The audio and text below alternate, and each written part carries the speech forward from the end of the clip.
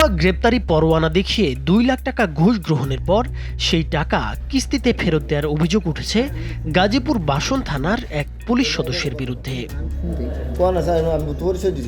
তবে পরে পুলিশের ক্ষমতার অপব্যবহার করে আবারও ওই ব্যবসায়ীকে বেআইনিভাবে গ্রেপ্তার করে ওই পুলিশ সদস্য।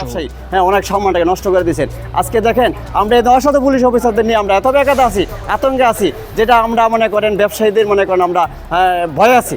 গাজীপুর মেট্রোপলিটন পুলিশের বাসন থানার এক পুলিশ সদস্যের দ্বারা বারবার হয়রানির শিকার হয়েছেন চান্দনা চৌরাস্তা এলাকার আতিকুর রহমান নামের এক পশুখাদ্য ব্যবসায়ী। আল আরাফা ইসলামী ব্যাংকে ১.৫ কোটি টাকা ঋণ খেলাপির দায়ে থাকা মামলায় ওয়ারেন্টের কথা বলে ২২ অক্টোবর আতিকুরকে গ্রেপ্তার করতে যায় গাজীপুর বাসন থানার এএসআই জুয়েল রানা।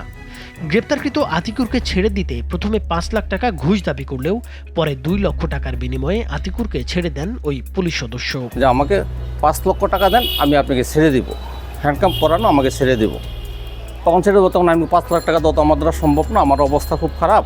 তখন আমার যে দোকানের লোকজন আছে অথবা ভাই বেড়াতে আছে তাদের সাথে বসে সমঝোতায় আসার পর ২ লক্ষ টাকা উনিকে দেওয়া হয়। পরে আতিকুর ব্যাংকে খোঁজ নিয়ে জানতে পারেন ব্যাংকের পক্ষ থেকে তার নামে কোনো মামলা করা হয়নি।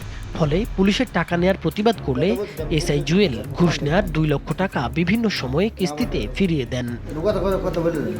এই ঘটনার কিছুদিন না যেতেই পুনরায় আতিকুরকে গ্রেপ্তার করে থানায় নিয়ে যান ওই পুলিশ সদস্য এসআই জুয়েল।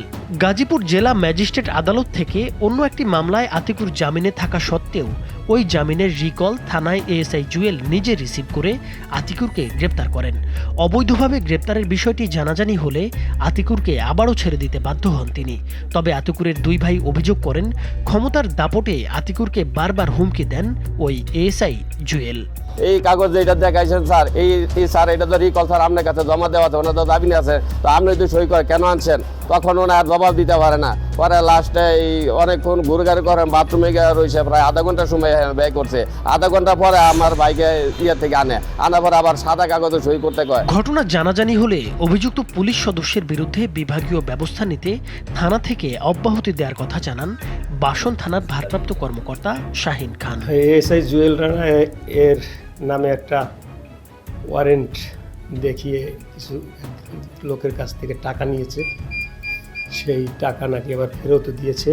এটা জানতে পেরে তার বিষয়ে আমি আমার ঊর্ধ্বতন কর্তৃপক্ষ অবগত করি। অবগত করলে লিখিত আকারে জানাই। তাকে গতকালকে অলরেডি এই বিষয়ে হেডকোয়ার্টারে ক্লোজ করা হয়েছে। এ ঘটনায় আইনসঙ্গত পদক্ষেপ নিশ্চিত করতে পুলিশ প্রশাসনের কাছে দাবি জানিয়েছেন ভুক্তভোগী পরিবার ও এলাকাবাসী। নাইমুর হোসেন, মাছরাঙ্গা টেলিভিশন।